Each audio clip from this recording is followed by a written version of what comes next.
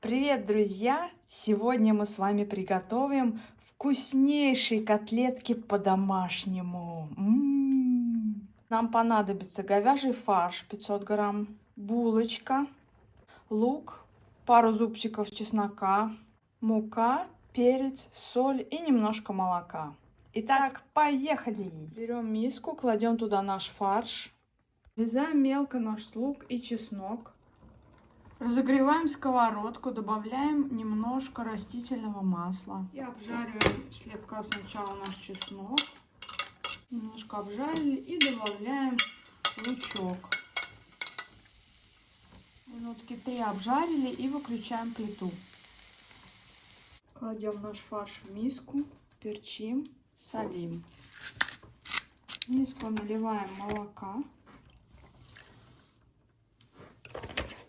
Из булочки вынимаем мякиш и кладем в молоко вымачивать. Отжимаем нашу булочку, добавляем в фарш и все вымешиваем. Теперь добавляем наш остывший лук с чесноком.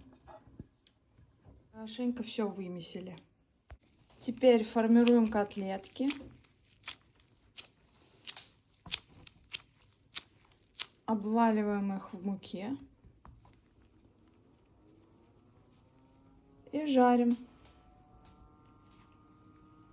Как вкусно пахнет. Минут 20 до готовности. Сочные домашние котлетки готовы. Приятного аппетита!